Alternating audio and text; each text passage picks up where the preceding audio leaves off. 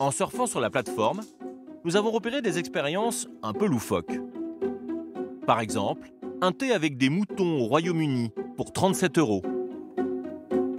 Ou un pique-nique avec un cochon aux États-Unis pour 138 €. Nous décidons de tester 2 expériences à Paris qui nous intriguent. Une exploration des bars cachés et la visite d'un marché alimentaire. Dans cette annonce, cette Serbe d'origine nous promet donc de découvrir en 2 heures le quartier, dont un joyau caché des touristes, le marché d'Aligre, et de goûter aux produits locaux. Le tout pour 30 € par personne. Nous nous rendons à ce premier rendez-vous avec une caméra discrète. Bonjour. Bonjour. Alors à quoi va ressembler cette longue balade?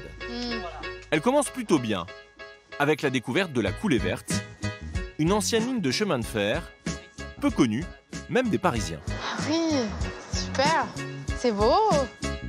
De retour place de la Bastille, la jeune femme nous délivre même quelques explications historiques. Mais par exemple, Marquise de Sade, il a passé 5 ans ici, dans la prison de Bastille. Puis nous atteignons le marché tant vanté sur l'annonce. La présentation est plutôt sommaire.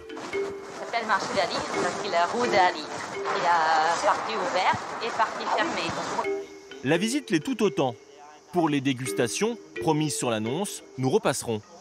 On ne peut pas dire non plus qu'on en soit ressorti très instruit.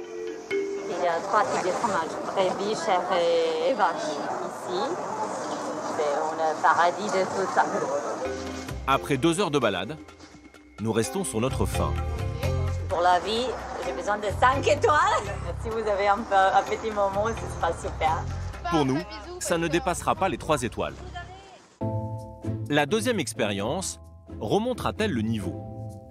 L'annonce promet une exploration des bars cachés de la capitale pour 24 € par personne. Les nombreux avis sont plutôt élogieux. Cette fois-ci, nous avons rendez-vous place de la République. Bonjour. Ça va? Bien. Ça fait combien de temps du coup que tu fais ça? Alors franchement, c'est ma première. Ça ne commence pas très bien. Ces bonnes appréciations sur le site ne lui sont en fait pas destinées. La jeune femme se contente de remplacer le créateur de l'expérience. Il m'a dit qu'il faisait ça, je lui ai dit pourquoi pas, ça va me faire changer. Voilà, il m'a montré un peu les bars et moi je trouve ça sympa. Puis arrive un petit moment magique. Nous rentrons dans ce qui ressemble à un lavomatique.